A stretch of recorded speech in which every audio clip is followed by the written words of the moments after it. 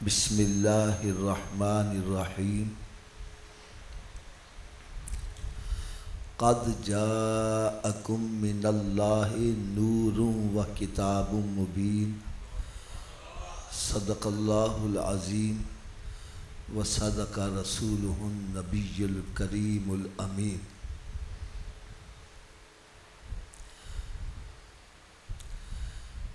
پیارے اسلام بھائیو، سب سے پہلے میں آپ تمام حضرات کو مبارکباد پیش کرتا ہوں کہ اللہ تعالیٰ نے ہماری زندگی میں ایک دفعہ پھر سرکار کے میلاد کا مہینہ عطا فرما دیا ہے۔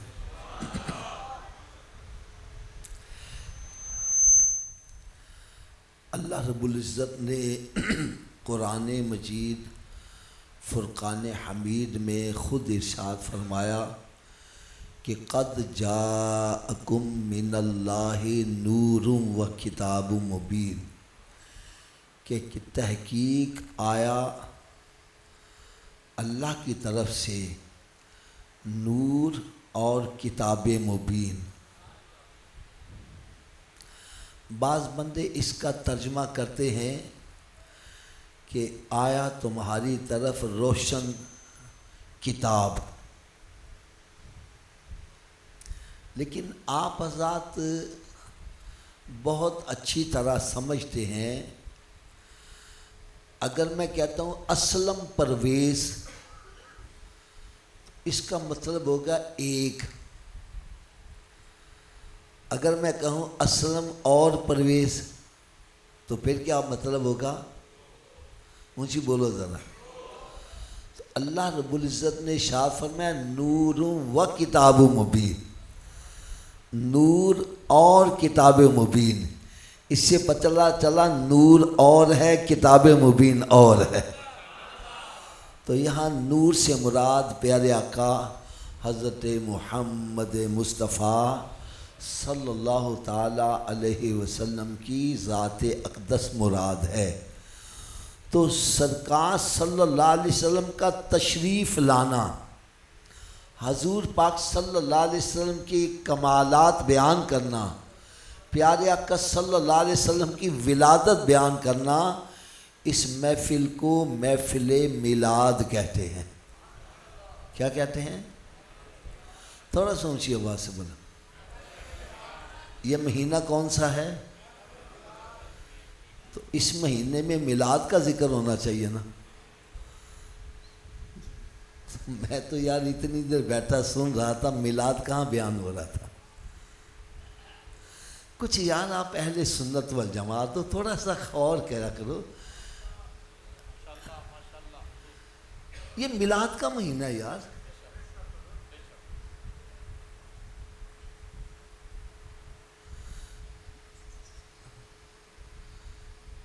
آپ کے یہاں جہلم میں میرا بیان تھا یوم صدیق اکبر پر، وہاں بھی اتفاق مسجد کے ساتھ کمرہ تھا، وہاں میں وہ بیٹھا کھانا وغیرہ کھا رہا تھا۔ یار یوم صدیق اکبر ہے تو حسین کا ذکر ہو رہا ہے، علی کا ذکر ہو رہا ہے۔ میں نے کہا یار میری بات سنو، آج تو دن ہی یوم صدیق اکبر ہے، آج نہیں ان کا ذکر کرو گے، کب ذکر کرو گے؟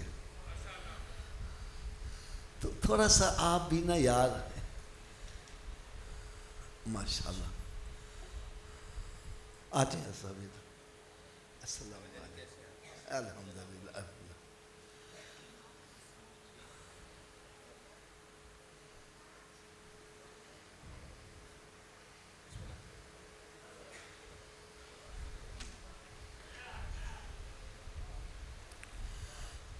اچھا، علماء کرام بھی تشریف فرما ہیں۔ اب نا ایک کام کریں، یہ پانی پلانے والا سلسلہ اس کو تھوڑا سا موقوف کر دیں۔ جس کو زیادہ پیاس لگے میرے حسین کی پیاس یاد کر لے یار۔ اب سارے انتظامیہ والے بڑی توجہ کے ساتھ، بڑے غور کے ساتھ میرے آقا کا میلاد سنو یار، آپ کو پتہ چلے کہ میلاد ہوتا کیا ہے۔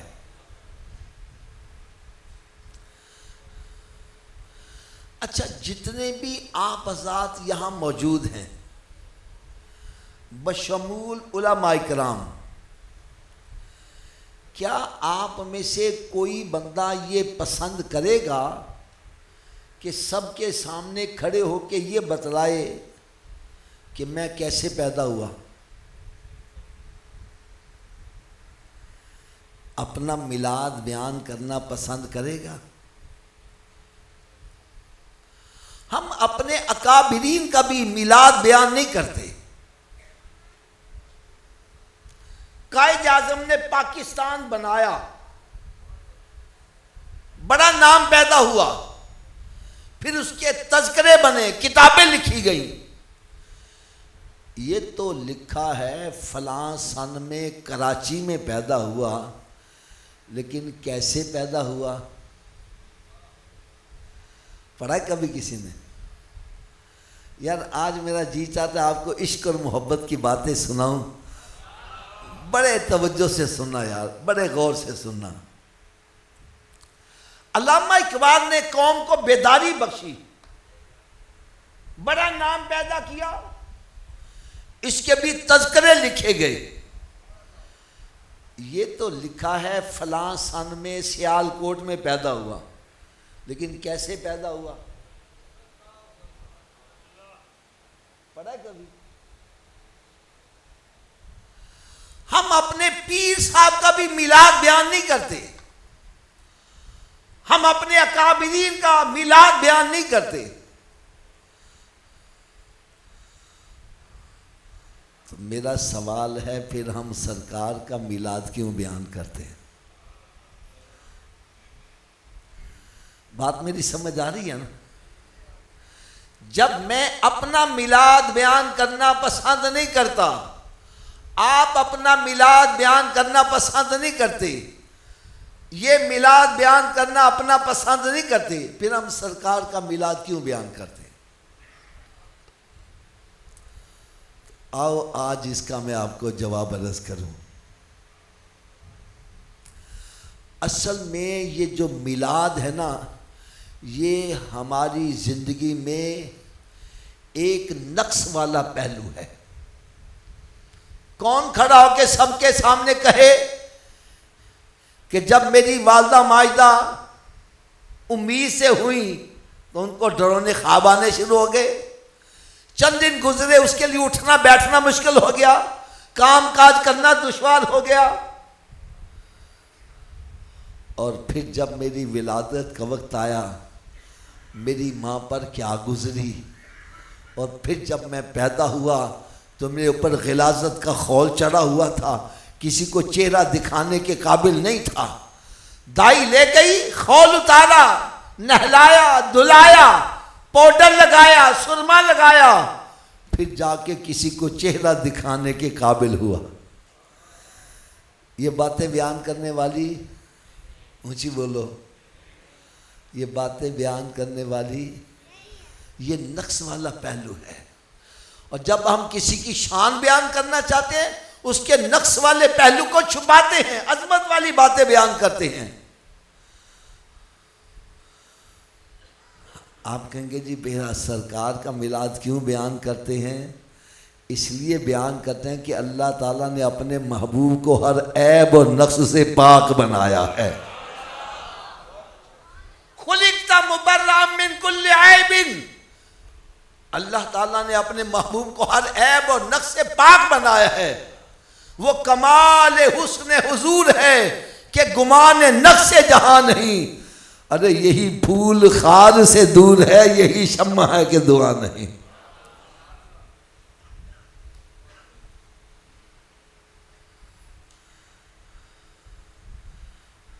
اللہ تعالیٰ نے وہ پہلو جو ہمارے اندر نقص والا ہے وہی پہلو سرکار میں دیکھو عظمتیں نظر آ رہی ہیں۔ ہم نے حضرت آمنہ رضی اللہ تعالی عنہا سے پوچھا، اے آمنہ جب تو امید سے ہوئی تو تجھے بھی خواب آئے؟ کہنے لگی ہاں مجھے بھی خواب آئے۔ آپ کو خواب کیسے آئے؟ فرمانے لگے میرے خواب میں کبھی آدم علیہ السلام تشریف لا رہے ہیں، کبھی حضرت ابراہیم علیہ السلام تشریف لا رہے ہیں، کبھی حضرت نوح علیہ السلام تشریف لا رہے ہیں، کبھی حضرت موسیٰ علیہ السلام تشریف لا رہے ہیں، کبھی حضرت عیسیٰ علیہ السلام تشریف لا رہے ہیں۔ جو بھی آتا ہے ڈراتا نہیں، خوشخبریاں سنا رہا ہے۔ آمینہ تجھے مبارک ہو، تیرے گھر امام الانبیاء تشریف لا رہے ہیں۔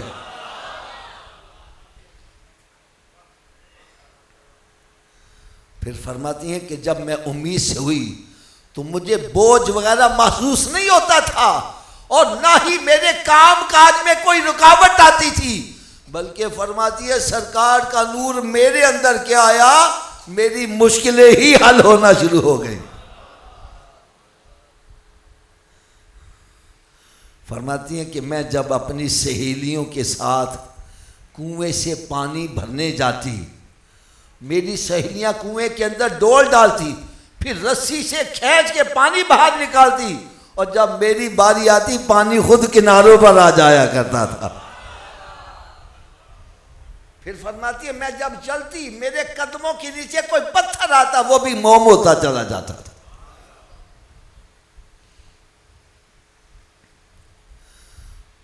پھر فرماتی ہیں کہ جب سرکار صلی اللہ علیہ وسلم کی ولادت باسعادت کا وقت آیا، کون سا وقت آیا جی؟ تھوڑا سا اونچی آواز سے بولو کہ مجھے سکون ہو جائے گا کہ آپ کو میری بات سمجھ آ رہی ہے۔ آج میں نے بتلانا ہے ولادت ہے کیا چیز، اور محفل میلاد میں سرکار کا میلاد بیان ہو یار۔ جب سرکار کی ولادت باسعادت کا وقت آیا تو فرمانے کہ میرے گھر میں گھوپ اندھیرا تھا، چراغ میں جلانے کے لیے تیل بھی موجود نہیں تھا۔ ہمارے ذہن میں پریشانی آئی کہ اے مالک مولا، کوئی ہمارا محبوب آ رہا ہو، ہم تو چراغاں کرے، روشنی کرے، اور اس کے لیے اچھے گھر کا انتخاب کرے، اور تو ساری کائنات کا خالق اور مالک، اور تیرا ایک ہی محبوب بھیجا اس گھر میں جہاں گھوپ اندھیرا، اور پھر دائی جو حصے آئی وہ بھی سب سے زیادہ کمزور، سواری بھی سب سے زیادہ کمزور، اور دائی کے گھر کی حالت بھی بڑی پتلی، درخت ہیں تو پھل نہیں دے رہے، بکریاں ہیں تو دودھ نہیں دے رہی، گھر میں کئی کئی دن چراغ ہی نہیں جلتا۔ رب تعالیٰ نے ارشاد فرمایا میرے محبوب کی عظمت کا پتہ ہی ایسے چلنا تھا۔ فرمایا اگر اس گھر میں بیچتا جہاں پہلے ہی بڑی روشنی ہوتی، تو جب آپ کی والدہ ماجدہ نے ولادت کے وقت جو نور دیکھنا تھا، لوگوں نے کہنا تھا جی یہ سرکار کا کمال نہیں، وہاں تو پہلے ہی بڑی روشنی تھی، آنکھیں چندھیا گئی ہوں گی، دور کی شے نظر آ گئی ہوگی۔ فرمایا بھیجوں گا اس گھر میں جہاں گھپ اندھیرا ہوگا، اور آپ کی والدہ ماجدہ خود فرمائے گی مجھ سے نور نکلا جس سے ساری کائنات روشن ہو گئی۔ پتہ چلے وہ دیکھو نور برساتا، عرب کا تاجدار آیا، ملی راحت یتیموں کو، غریبوں کو قرار آیا ہے۔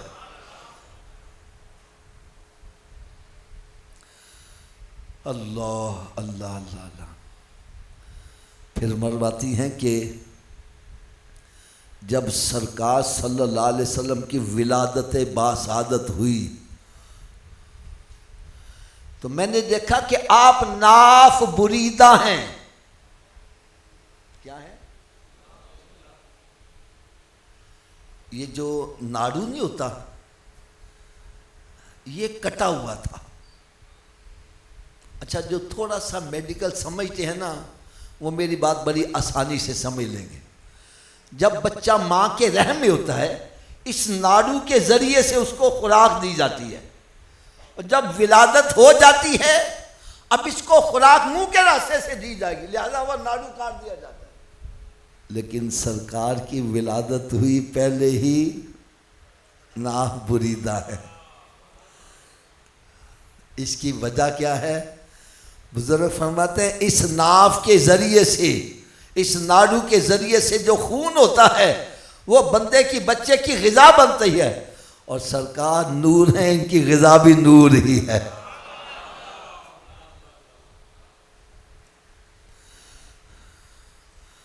اور میرے آقا صلی اللہ علیہ وسلم نے اس دنیا میں آتے ہی سب سے پہلا کام جو کیا وہ سجدہ کیا. پہلے سجدے پہ روز ازل سے درود اور یادگاری امت پہ لاکھوں سلام. رب حبلی امتی کہتے ہوئے پیدا ہوئے، حق نے فرمایا کہ بخشا الصلاۃ والسلام.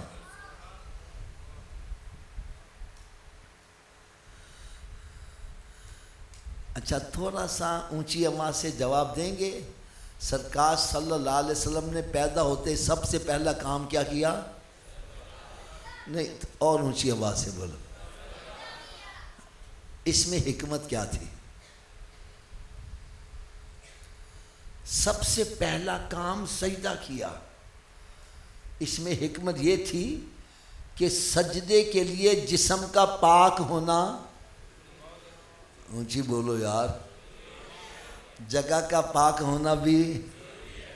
میرے آقا صلی اللہ علیہ وسلم نے سجدہ کر کے بتلایا مجھے اپنے جیسا نہ سمجھنا، تم پیدا ہوئے تمہارے اوپر غلاظت کا خول چڑھا ہوا تھا.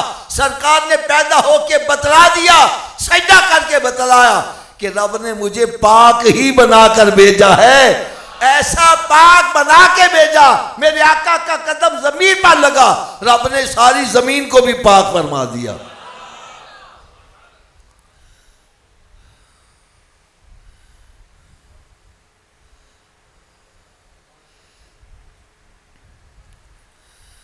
یا اللہ وہ دائی بڑی کمزور تھی، اس کی سواری بھی بڑی کمزور تھی، سب سے آخر میں پہنچی تھی. اس کی کیا وجہ ہے؟ اب وجہ بھی سنو یار، طبیعت آپ کی خوش ہو جائے گی. فرمایا سواری مضبوط ہو. کیا میں نے کہا؟ سواری مضبوط ہو تو سواری کا احسان سوار پر ہوتا ہے کہ وہ اس کو لے گئی. جیسے میں نے لاہور سے آنا تھا تو سواری پہ بیٹھ کے آیا تو سواری کا احسان میرے اوپر رہا نا جو مجھے یہاں لے آئی. فرمایا سواری مضبوط ہو تو سواری کا احسان سوار پر ہوتا ہے کہ وہ اس کو لے گئی. فرمایا میرا محبوب احسان کروانے نہیں احسان کرنے کے لیے آیا ہے. فرمایا یہ کیسے اظہار ہوگا؟ وہ سواری جس کے لیے چلنا مشکل تھا جب سرکار سوار ہوں گے اتنی تیز چلے گی، جو دائیاں پہلے سے جا چکی ہیں وہ پیچھے رہ جائیں گی، یہ آگے گزرے گی. اور دائیاں پوچھیں گی اے حلیمہ سعدیہ تو نے سواری تبدیل کر لی ہے؟ وہ کہیں گی سواری نہیں سوار تبدیل ہو گیا ہے.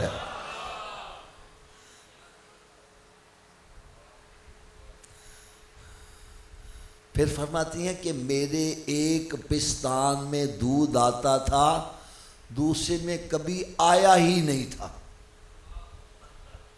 ایک طرف سے دودھ آتا تھا، دوسرے طرف سے کبھی آیا ہی نہیں تھا. یار میں ایک بات اشارہ کروں، ہمارا بچہ ہو نا، اس کے منہ میں ہم چوسنی ڈالیں وہ پینا شروع کر دیتا ہے. حلیمہ سعدیہ فرماتی ہیں جس طرف سے دودھ آ رہا ہے بڑی کوشش ہے کہ سرکار یہاں سے دودھ نوش فرما لیں. سرکار دودھ نوش نہیں فرما رہے، پریشان ہو گئی کہ اگر دودھ نوش نہیں کریں گے کام کیسے آگے چلے گا. پھر فرماتی ہیں ایک دم میرے ذہن میں خیال آیا کہ یہ بچہ عام بچوں کی طرح، کہ جب میری گود میں سرکار آئے تھے مجھے ایسے لگا جیسے ساری کائنات کی دولت ہی میری جھولی کے اندر آ گئی ہے. اور فرمانے کی جب میں گود میں اٹھا کر گھر کی طرف جانے لگی، آپ میں سے جو حج عمرہ کر کے آئے ہیں وہ جانتے ہیں کہ سرکار کی جائے ولادت خانے کعبے کے بالکل قریب ہے، ایسے ہی ہے نا جی. تو فرمانے لگی میں نے سوچا چلو خانے کعبے کا طواف بھی کر لیتے ہیں. سرکار کو اٹھایا تو طواف جب شروع کرتے ہیں نا تو حجر اسود کا بوسہ لیتے ہیں، اگر رش ہو تو استلام کرتے ہیں. تو کہنے لگی میں بوسہ لینے کے لیے جب جھکنے لگی، اس سے پہلے کہ میں جھکتی حجر اسود خود اٹھ کر میرے منہ کے قریب آ گیا ہے۔ پھر فرماتی ہیں کہ جب میں سواری پر سوار ہوئی، سواری میں نئی روح آ گئی ہے، اور سواری جہاں جہاں سے گزرتی ہے وہاں سبزہ ہی اگتا جا رہا ہے۔ ارے نعمتیں بانٹتا جس سمت وہ ذیشان گیا، ساتھ ہی منشی رحمت کا قلم دان گیا۔ ہائے ہائے ہائے، فرمان لگی میں نے سوچا جس طرف سے کبھی دودھ نہیں آیا، ان کے لبھا مبارک تو ادھر لگا کے دیکھیں۔ کہنے لگے جیسے لبھا مبارک لگائے دودھ آنا شروع ہو گیا۔ بتلایا حلیمہ سعدیہ کل کو تو یہ نہ کہنا میں نے سرکار کو پالا، بلکہ سرکار نے تجھے پالا ہے۔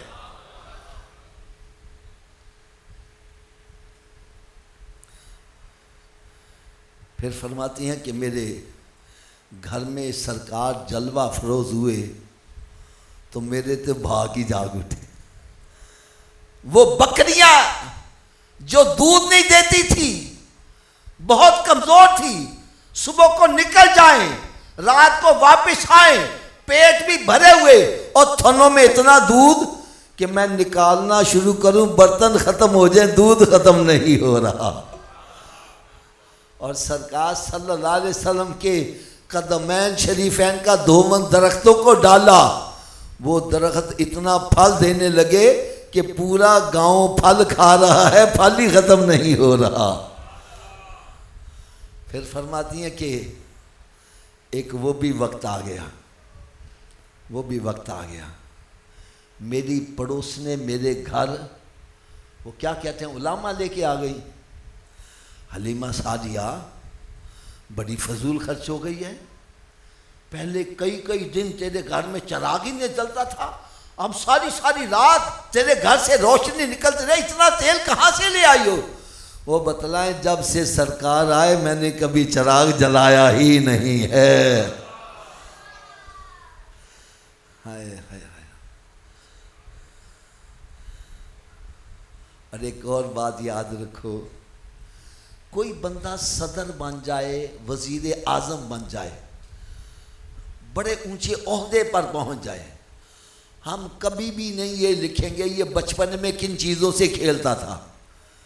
کوئی گگو کوڑے، کوئی جناب چھوٹے جانوروں سے کھیلا کرتا تھا، تو یہ بھی نقص والی بات ہے، اس لیے ہم اس کو بھی نہیں چھیڑتے۔ رب تعالیٰ نے اپنے محبوب کو اس عیب سے بھی پاک بنایا ہے۔ حلیمہ سعدیہ رضی اللہ تعالیٰ عنہ ارشاد فرماتی ہیں ایک مرتبہ رات کا وقت ہے، آسمان کے اوپر چاند بڑی آب و تاب سے چمک رہا ہے، میں ذرا غور سے اس کو دیکھنے لگی، اچانک پریشان ہوگی، دیکھا چاند کا بھی کدھر جھک رہا ہے، کبھی ادھر جھک رہا ہے، ڈر گئی پتہ نہیں کچھ ہونے لگا ہے، بھاگ کے گئی دیکھوں میرے محبوب کو ادھر ہی کچھ ہو رہا ہے، دیکھا سرکار صلی اللہ علیہ وسلم جھولے میں ہیں اور اپنی انگلی کو جدھر حرکت دیتے چاند ادھر جھکتا جا رہا ہے۔ ارے چاند جھک جاتا جدھر انگلی اٹھاتے مہد میں، ارے کیا ہی چلتا تھا اشاروں پر کھلونا نور کا۔ اور اعلیٰ حضرت نے اس کا جواب بڑا پیارا دیا، فرماتے کھیلتے تھے چاند سے، کس کے ساتھ؟ کھیلتے تھے چاند سے، آقا ہمارے اس لیے کہ یہ سراپا نور ہے اور وہ تھا کھلونا نور کا۔ یا رسول اللہ تیری نسل پاک میں ہے بچہ بچہ نور کا، تو ہے عین نور تیرا سب گھرانہ نور کا۔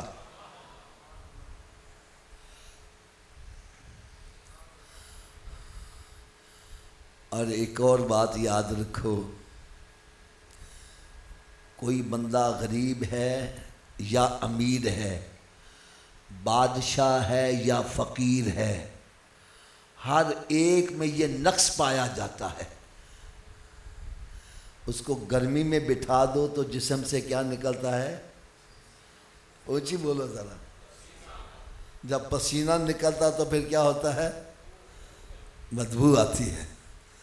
اللہ تعالیٰ نے اپنے محبوب کو اس عیب سے بھی پاک بنایا ہے۔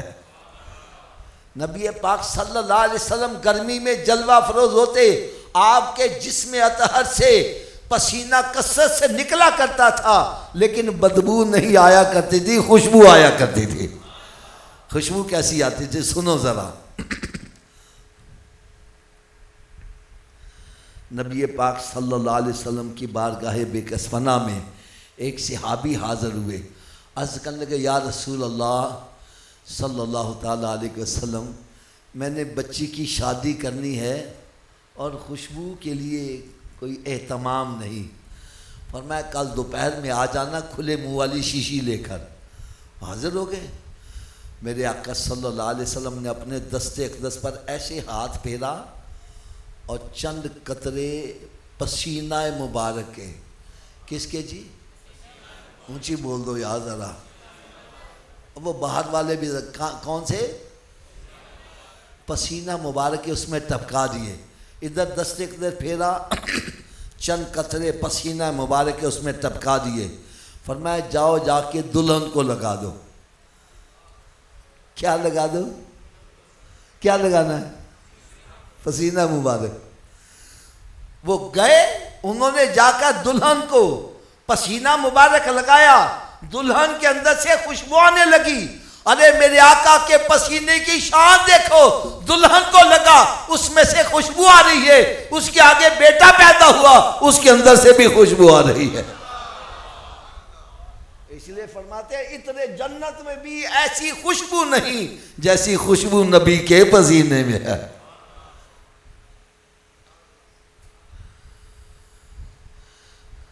اچھا، آپ میں سے کوئی بندہ کبھی اسکول میں دیکھا ہو یا ہاسپٹل میں جائیں تو وہاں بھی ایسے تختیاں لگی ہوتی ہیں، اوپر لکھا ہوتا ہے ڈونٹ سپٹ، دیکھا کبھی؟ تھوکنا منع ہے، لکھا ہوتا ہے کہ نہیں؟ تھوکنا۔ ایک بندہ کھڑا ہو گیا کہ انجا جی کیوں نہ تھوکوں؟ وہ کہنے لگا جی تسی تھکو گے تو بیماری پھیلے گی، میں تھوکوں تو بیماری، آپ تھوکے تو یہ تھوکے تو، اور میرے آقا کا لعاب دہن آ جائے بیماریاں ہی دور ہوتی چلی جائیں۔ میرے آقا صلی اللہ علیہ وسلم کے لعاب دہن کی شان دیکھو۔ حضرت علی رضی اللہ تعالیٰ عنہ کی دکھتی ہوئی آنکھ میں جب لعاب دہن آیا ہے، وہ علی جس سے کھڑا ہونا مشکل تھا، دو بندوں کے سہارے سے آئے ہیں، فرماتے ہیں لعاب دہن آنکھوں میں آیا، آنکھیں بھی صحیح ہو گئی اور جسم میں اتنی طاقت آ گئی، میں نے خیبر کے قلعے کے دروازے کو ایک ہاتھ سے اکھیڑ کر ڈھال بنا لیا، لڑتے رہے، اور جب جنگ ختم ہوئی ڈھال کو دور پھینکا، بعد میں 70 صحابہ کرام لگے اس کو ہلا نہیں سکے تھے۔ یعنی ایک بات میں کہوں ناراض تو نہیں ہوں گے؟ لگتا ہے تھوڑے تھوڑے ناراض ہو جاؤ گے۔ حضرت علی خیبر شکن ہیں، آپ نے خیبر کا قلعہ فتح کیا ہے، ایسے ہی ہے نا؟ الحمدللہ ہم بھی مانتے ہیں، لیکن جان میں ہاتھ مان کر عرض کروں گا، حضرت علی رضی اللہ تعالیٰ نے ہاتھ سے ہاتھ لگایا ہے، خیبر کے قلعے کے دروازے کو کھیلا ہے، اور عمر وہ ہے جس نے ہاتھ نہیں لگایا، خالی رکا لکھا ہے، دریائے نیل آج بھی چلتا نظر آ رہا ہے۔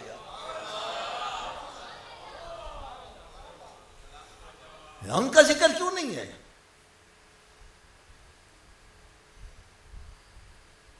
ہمارا عقیدہ یہ ہے تمام صحابہ کرام، تمام اہل بیت اطہار میں جو بھی کمال موجود ہے سرکار کے صدقے سے موجود ہے۔ لا ورب العرش جس کو جو ملا ان سے ملا، اور بٹتی ہے کونین میں نعمت رسول اللہ کی۔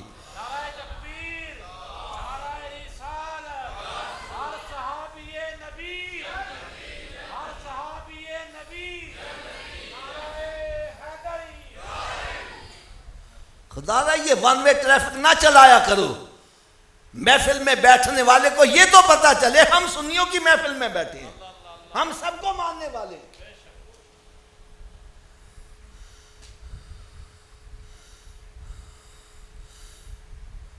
اب دیکھو حضرت علی رضی اللہ تعالیٰ کی آنکھ میں لعاب دہن آیا ہے. کہاں لعاب دہن لگا ہے؟ اونچی بولو. اور یہی لعاب دہن علی کی ایڑی پہ لگایا گیا ہے. یار کچھ تھوڑا سا خیال تو کرو یار.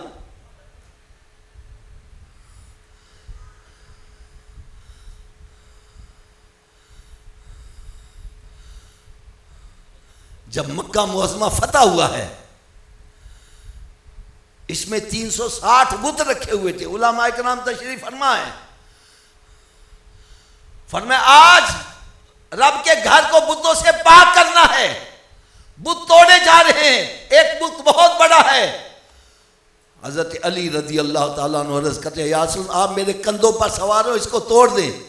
سرکار نے فرمایا علی تو نبوت کا بوجھ نہیں اٹھا سکتا, تو میرے کندھوں پر سوار ہو اس کو توڑ. یار ادھر فرمایا تو نبوت کا بوجھ نہیں اٹھا سکتا, اور ہجرت کی رات صدیق سے نہیں کہا کہ تو نبوت کا بوجھ نہیں اٹھا سکتا.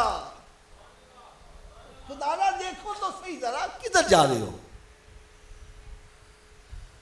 سرکار صلی اللہ علیہ وسلم صدیق اکبر کے کندھوں پر سوار ہیں اور ایک ہی سانس میں غار ثور میں لے کے چلے گئے.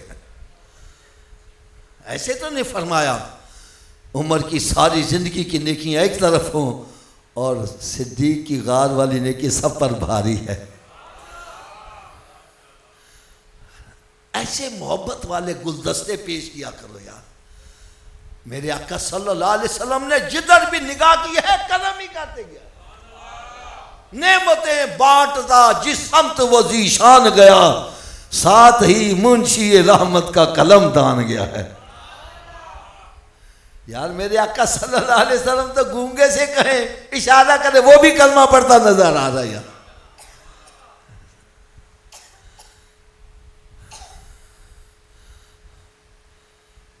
ادھر لکھا ہوتا ہے ڈونٹ سپٹ, تھوکنا منع ہے.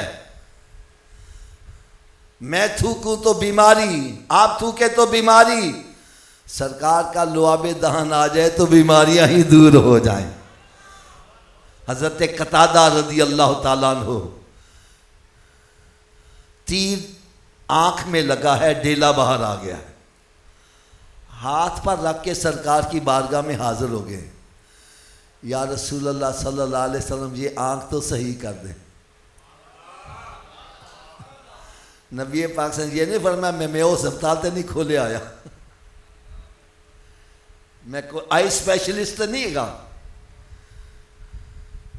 ہاتھ پہ رکھ کر آ گئے ہیں یا رسول اللہ اس کو صحیح کر دے. سرکار صلی اللہ علیہ وسلم نے فرمایا اے قتادہ جنت لینی ہے کہ آنکھ صحیح کروانی ہے؟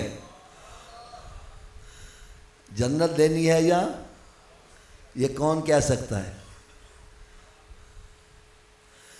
جس کو رب تعالیٰ نے مختار کل بنا کر بھیجا ہے. کہیں فرمایا سل یا ربیہ, ربیہ مانگ آج کیا مانگتا ہے, جو مانگے گا دے دیا جائے گا. کون کہہ سکتا؟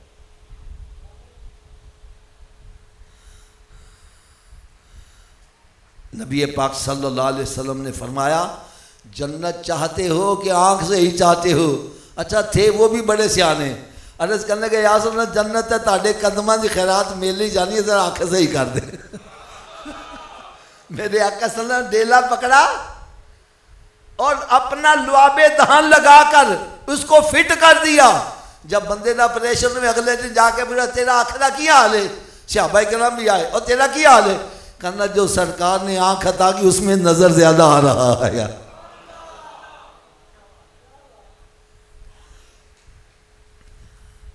ایک اور مزیدار گال سناؤں, تھک تو نہیں گئے, پریشان تو نہیں ہو رہے؟ ہم جب شادی کرنا چاہتے ہیں بچی کی, کس کی؟ اچھی بولو یار. تو شادی سے پہلے ایک میٹنگ ہوتی ہے دن طے کرنے کے لیے, اس میں ساری باتیں طے ہوتی ہیں.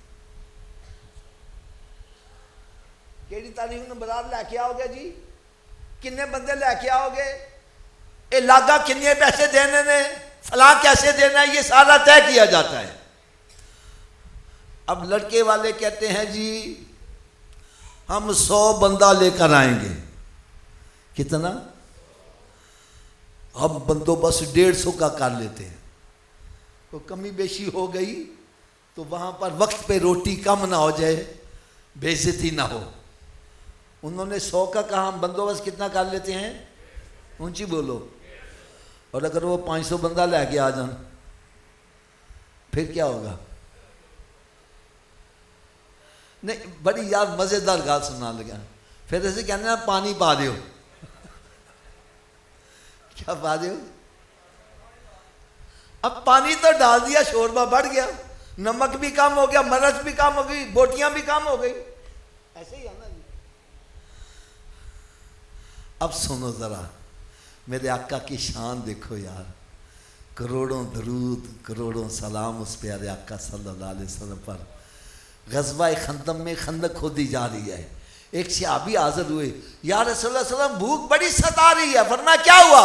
انہوں نے اپنے پیٹ سے کپڑا اٹھایا، وہاں ایک پتھر بندھا ہوا ہے. میرے آقا صلی اللہ علیہ وسلم نے اپنے شکم عطر سے کپڑا اٹھایا، وہاں 2 پتھر بندھے ہوئے ہیں. یہ پتھر مجبوری کی وجہ سے نہیں، یہ حکمرانوں کو اسوہ حسنہ بتلانا ہے. اگر تمہاری عوام کے پیٹ پر 1 پتھر ہے، تمہارے پیٹ پر 2 پتھر ہونے چاہیے. یہ نہیں کہ عوام تمہاری بھوکی ماری اور تم گلچھڑے اڑا رہے ہو. یہ اسوہ رسول نہیں ہے. حضرت جابر رضی اللہ تعالیٰ عنہ جب دیکھا 2 پتھر بندھے ہوئے، تڑپ گئے، جلدی سے بھاگے گھر گئے. بیوی سے کہا کوئی کھانے پینے کا بندوبست ہو سکتا؟ کہنا 3-4 بندیاں نہ کر سکنی ہیں. کتنے؟ کہنا تو روٹی پکا، میں سرکار نو دعوت دے کے آنا ہوں. آ کے نا تو سرکار بالکل قریب ہو کر کان کے اندر، کیونکہ بھوک تو سب کو لگی ہوئی تھی، قریب ہو کر کان میں، یا رسول اللہ آپ کی گھر میں دعوت ہے. تھوڑا سا اونچی آواز سے بولیں گے؟ آپ کی گھر میں. سرکار صلی اللہ علیہ وسلم فرمایا اے سارے صحابہ چلو آج سارے دے جابر دے کال چلو تاڑو سارے دی دعوت ہے. حضرت جابر رضی اللہ پریشان ہو گئے، کھانا تو 2-3 بندوں کا ہے، 3-4 بندوں کا ہے، اور سرکار سارے لشکر کو دعوت دے دی. بھاگیا بیوی سے کہا کہ میں نے تو سرکار کو دعوت دی، سرکار نے سارے لشکر کو دعوت دے دی. اچھا وہ بھی بڑی عاشقہ تھی، دیکھیے اس کا یقین دیکھو. کہنے لگے تم نے دعوت سرکار کو دی؟ کہنے لگے ہاں. کہنے لگے اس کی فکر ہمیں ہے، اور سرکار نے لشکر کو دعوت، ان کی فکر ان کو ہوگی، ہمیں کائے گی فکر ہے. لو جی سارا لشکر آ گیا ہے. یہ بھی سمجھو جب خندق ہوتے ہیں بھوک بھی سخت لگتی ہے، تو ساروں کو کتنی بھوک لگی ہوگی.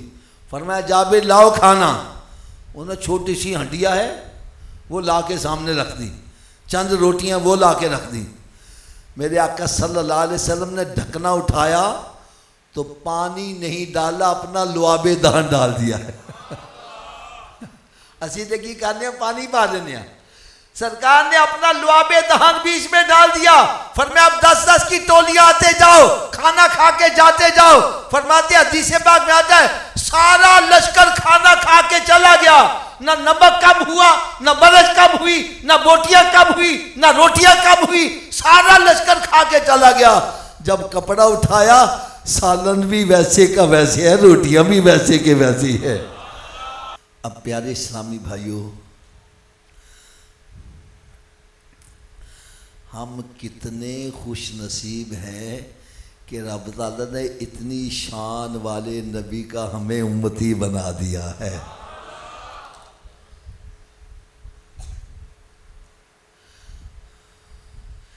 اگر میری بات آپ کو ابھی بھی سمجھ نہیں آ رہی، میں آپ کو ایک اور اشارہ کروں، دل کے اندر عظمت رسول پیدا ہو جائے. حضرت موسیٰ علیہ نبینا علیہ السلام اللہ تعالیٰ سے ہم کلام ہوتے ہیں. ایک دن دل میں خیال آیا میں گفتگو کرتا ہوں، بڑا مزہ آتا ہے، تو دیدار کرنے میں پتہ نہیں کتنا مزہ ہوگا. عرض کرتا ہے یا اللہ مجھے اپنا آپ دکھا. جواب آتا ہے لن ترانی، موسیٰ تو مجھے دیکھ. رب تعالیٰ نے فرمایا موسیٰ تو مجھے دیکھ. عرض کرنا یا اللہ ضرور دیکھنا ہے. فرمایا چلو پھر پہلے ٹیسٹنگ کر لیتے ہیں. میں اپنے نور کی تجلی پہاڑ پر ڈالوں گا. فَإِنِ اسْتَقَرَّ مَكَانُهُ فَسَوْفَ تَرَانِي، اگر یہ اپنی جگہ برقرار پھر تو مجھے دیکھ لینا. عرض کرتے ہیں ٹھیک ہے یا اللہ میں راضی ہوں. جب تجلی پہاڑ پر پڑی، پہاڑ جل کے سرما ہو گیا. موسیٰ علیہ السلام بے ہوش ہو گئے. اور جب ہوش میں آئے تو عرض کرنے لگے اے مالک مولا، میں تیری تجلی کو برداشت، تھوڑا جو اچھی آواز نہ بول دے، برداشت. رب تعالیٰ نے فرمایا موسیٰ آ میں تجھے ذرا اپنے محبوب کے امتی کی شان بتلاؤں. محبوب کی نہیں، محبوب کے امتی کی شان کیوں بتلائی جا رہی ہے؟ اس لیے کہ یہ شان خدمت گاروں کی، سردار کا عالم کیا ہوگا. یا اللہ تیرے محبوب صلی اللہ علیہ وسلم کی امتی کی کیا شان ہوگی. فرمایا موسیٰ جیسی ایک تجلی پہاڑ پر ڈالی یہ جل کے سرما ہو گیا، تو بے ہوش ہو گیا، ایسی 70,000 تجلیاں میں اپنے محبوب کے امتی پر اس وقت ڈالوں گا جب وہ نماز ادا کر رہا ہوگا. تو موسیٰ علیہ السلام دعا کیا کرتے ہیں یا اللہ اس نبی کا امتی مجھے بھی بنا دے. یار تھوڑا سا غور کرو، کون دعا مانگ رہا ہے جو اللہ کا نبی بھی ہے، رسول بھی ہے، کلیم اللہ بھی ہے، پھر دعا مانگ رہا ہے یا اللہ مجھے اپنے محبوب کا امتی بنا دے. اور ہم نے دعا بھی نہ مانگی، رب نے پیدا ہی محبوب کا امتی بنا کے کر دیا. اس لیے کہتے ہیں شکر خدا محمدی ہم کو بنایا امتی. ارے کس کو ملا یہ مرتبہ، صلی علی نبینا صلی علی محمد. اور ایک اور بات بتلاؤں، اللہ تعالیٰ نے ہمارے سر پر ایک تاج رکھا ہے. وہ تاج کون سا ہے؟ فرمایا کنتم خیر امت، تم ساری امتیوں سے افضل امتی ہو. اچھا ہمیں یہ افضل جو قرار دیا، ہم پہلے امتیوں سے طاقت میں زیادہ ہیں، دولت میں زیادہ ہیں، عمروں میں زیادہ ہیں. یہ کنتم خیر امت ان کا تاج کیوں ملا ہے؟ یہ سرکار کے صدقے سے ملا ہے. اب میں جو بات کہنے لگا ہوں یار نہ سارے بڑی توجہ سے سننا. میرے دل میں خواہش ہے آج سب کے دلوں پر ایسی چوٹ لگے، یہاں سے پلٹ کے جاؤ سب کے رخ مدینہ شریف کی طرف ہو جائے. یار یہ میرے دل میں خواہش ہے. اب میں ایک مثال دینے لگا ہوں.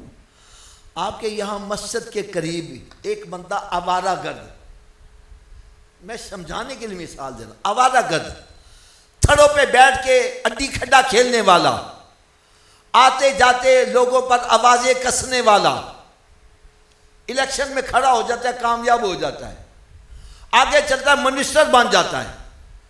کیا بن جاتا ہے؟ اونچی بولو یار. کیا منسٹر بڑھ کے بھی تھڑے سے بیٹھے گا؟ اونچی بولو ذرا. آوازیں کسے گا؟ اڈی کھڈا کھیلے گا؟ کیوں؟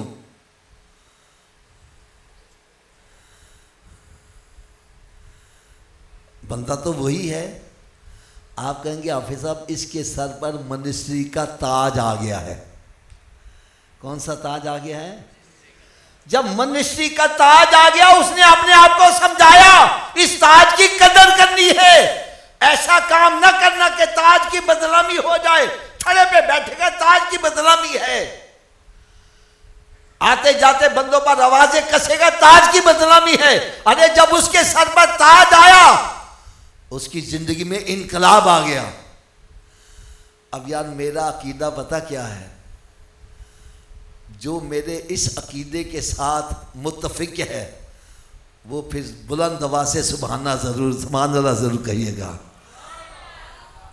میرا عقیدہ ہے کروڑوں منسٹروں کے تاج ایک طرف ہوں، میرے آقا کی غلامی کا تاج سب سے افضل ہے. سرکار کی غلامی کا تاج سب سے. اب میں ہاتھ باندھ کر ایک بات کہنے لگا ہوں، ارے منسٹر کے سر پر تاج آیا تو وہ تھڑے پہ نہیں بیٹھ رہا، بیٹھوں گا تاج کو لیک لگ جائے گی، تاج پر حرف آ جائے گا، یا تیرے سر پر، ہمارے سر پر سرکار کی امت کی اور کنتم خیر امت کا تاج ہے، اور ہم جوا کھیل رہے ہیں، ہم شراب پی رہے ہیں، ہم زنا کر رہے ہیں، ہم ہیرا پھیریاں کر رہے ہیں، ہم ماں باپ کی نافرمانی کر رہے ہیں، ہم گالی گلوچ کر رہے ہیں۔ یا تو یار کھڑے ہو کے یہ کہو کہ یہ جو کام ہے یہ تاج کے شایان شان ہیں۔ میں اپنے الفاظ واپس لے لیتا ہوں۔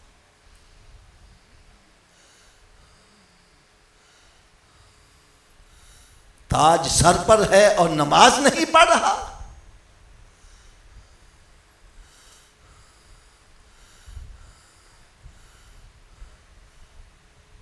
سرکار کا میلاد منانے والوں، میرے آقا صلی اللہ علیہ وسلم کا میلاد منانے والوں، میں ایک سخت بات کہنے لگا ہوں، خدا را میرے آقا کے میلاد کو بدنام نہ کیا کرو۔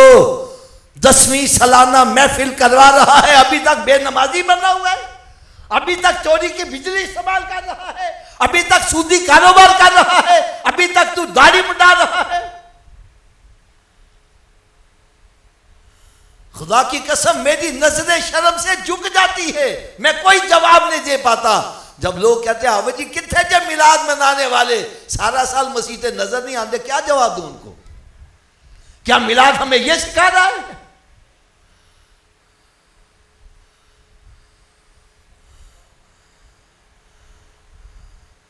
بھائی میلاد منانے کا تو مقصد یہ ہے، پہلے تو گھر جاتا تھا بیوی کو گالیاں، بچوں کو گالیاں، آج گھر میں داخل ہو سب کو سلام کر، بیوی کہے تن ہویا کہ یہ کتھوں آیا میں؟ مطلب میں سرکار کے میلاد سے ہو کر آیا ہوں۔ پہلے تو بے نمازی تھا، اب تیری تہجد قضا نہ ہو، لوگ کہتے ہیں ہویا کہ یہ مطلب میں سرکار کے میلاد سے ہو کر آیا ہوں۔ پہلے تو ہیرا پھیری کرتا تھا، سودی کاروبار کرتا تھا، گندی گندی پوسٹیں بھیجتا تھا، سارا دن گیموں میں لگا رہتا تھا، اب سب کچھ چھوڑ کے درود پاک پڑھ رہا ہے، یا تن ہویا کہ یہ مطلب میں سرکار کے میلاد سے ہو کر آیا ہوں۔ یہ ہے میلاد کا مقصد۔ بھائی میلاد کا مہینہ آتا ہے، ہم مسجدیں سجاتے ہیں، گلیاں سجاتے ہیں، گھروں پہ لڑیاں لٹکاتے ہیں۔ لٹکانا چاہیے، میں اس کا مخالف نہیں ہوں، بلکہ میں تو یہاں تک کہوں گا کہ اللہ تعالیٰ نے جو اتنی بڑی ہمیں نعمت عطا کی ہے اس کا ہم حق ادا کر ہی نہیں سکتے، لیکن ہم اظہار اس طرح کرتے ہیں۔ گھروں پہ چائنا کی لاڑیاں لٹکائی جا رہی ہیں، مسجد میں چائنوں کی لڑیاں لٹکائی جا رہی ہیں، گلیوں میں رستوں میں چائنا کی لڑیاں لٹکائی جا رہی ہیں، اور سرکار کی لڑیاں کٹوا کے گندی نالی میں بہا رہا ہے۔ یار میں غلط ہوں، حضرت صاحب میری جھولی میں ڈالو، کو غلط کہہ رہے ہیں؟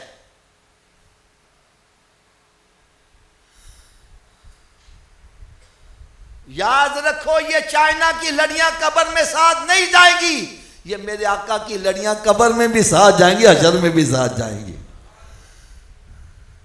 تو جہاں ہم لڑیاں لٹکاتے ہیں چائنا کی، ایسا نہیں ہو سکتا کہ ہم چہرے پہ بھی لڑیاں لٹکا لیں۔ لوگ کہتے ہیں ہویا کہ یہ بلغا میں سرکار کا میلاد منا رہا ہوں، یا یہ بھی طریقہ صحیح ہے کہ نہیں ہے؟ بولو تو صحیح ہے۔ تو پھر ایسا کر لو گے؟ سب کی آواز ٹھنڈی ٹھنڈی ہو گئی ہے، اور بلند آواز سے کہہ دو انشاءاللہ۔ اگر نہیں ذہن بن رہا میں ایک سوال کر دیتا ہوں، حضرت جی موت کا کوئی بھروسہ ہے کب آ جائے؟ مرنے کے بعد قبر میں جانا اس میں کوئی شک شبہ ہے؟ اور قبر میں سرکار صلی اللہ علیہ وسلم نے تشریف لانا ہے، اس میں کوئی شک شبہ ہے؟ تو سرکار کے سامنے چہرہ غلاموں والا ہونا چاہیے کہ دشمنوں والا ہونا چاہیے؟ تو پھر آج غلاموں والا چہرہ بنانے کی کون نیت کرتا ہے؟ سبھی بلند آواز سے کہہ دو انشاءاللہ۔ آج کے بعد گردن کٹ جائے سرکار کی سنت نہیں کٹے گی یار. مزہ ہے تو یہ میراث شریف ہے.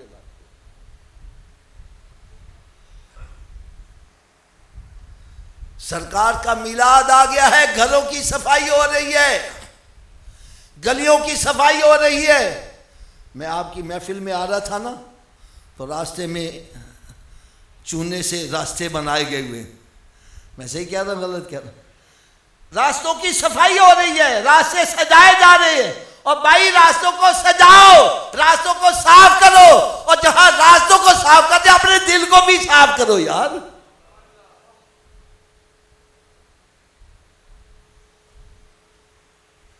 ہم کہتے ہیں یار سکون نہیں ہے, چین نہیں ہے, پریشانی بڑی ہے.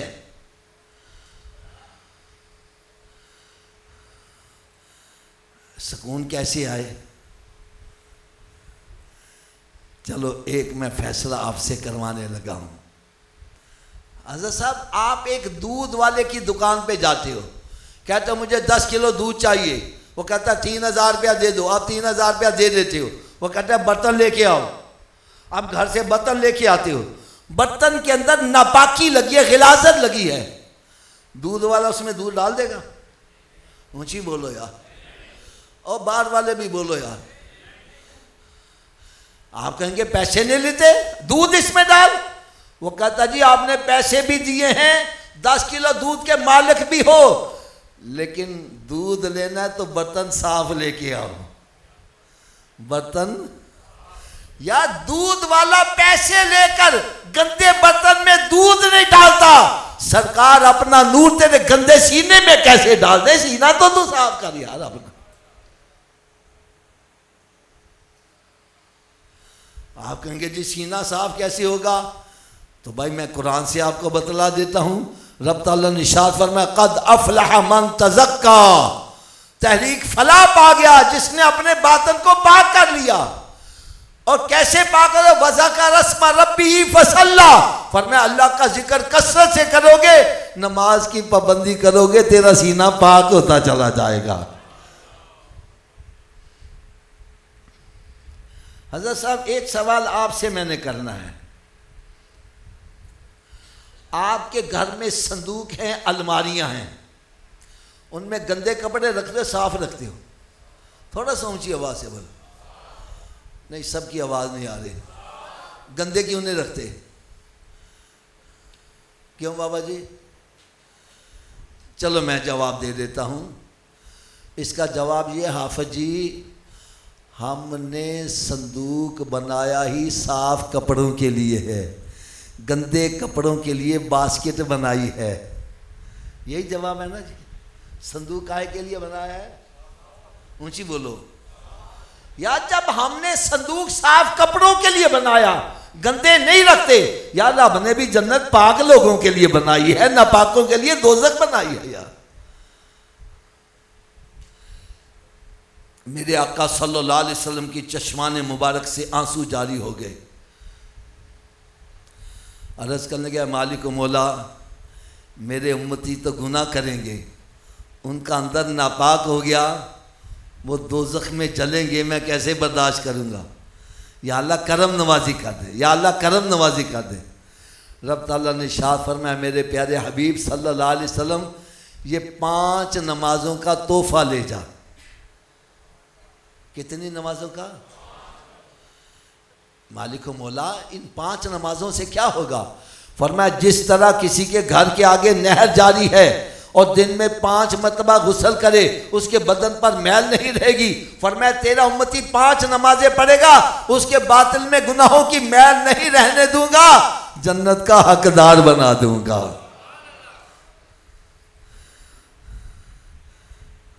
چلو حضرت صاحب میں سوال آپ سے اس لیے کر رہا ہوں, کئی بندے کہنے اسی مولویاں دی گل نہیں مانتے. میں کہا چلو میں تہاڈی مان لینا ہوں یار. تو حضرت صاحب پہلا سوال میرا آپ سے ہے, مکان ہے آپ کا اپنا, اس کو لگا ہوا ہے تالا, بغیر چابی کے گھر میں داخل ہو جاؤ گے؟ یار یہ نا میری آخری گفتگو ہے, اب میں اختتام کی طرف جا رہا ہوں, اور یہ یوں سمجھو کہ پورے بیان کا لب لباب ہے. میں چاہتا ہوں آپ ذرا اونچی آواز سے بولو گے نا تو مجھے سکون ہو جائے گا، آپ کو میری بات سمجھ آ رہی ہے۔ بغیر چابی کے گھر میں داخل ہو جاؤ گے؟ نہیں، اور اونچی آواز سے بولو۔ اگر بغیر چابی کے تو اپنے گھر میں نہیں جا سکتا، بغیر چابی کے جنت میں کیسے چلے جاؤ گے؟ آپ کہیں گے جی جنت کی چابی کیا ہے؟ تو میں کہوں گا بھائی مجھ سے نہ پوچھو، جس نبی کا میلاد مناتے ہو اسی میلاد والے آقا سے ہی پوچھ لو جنت کی چابی کیا ہے۔ میرے آقا صلی اللہ علیہ وسلم نے ارشاد فرمایا الصلاۃ مفتاح الجنہ، نماز جنت کی چابی ہے۔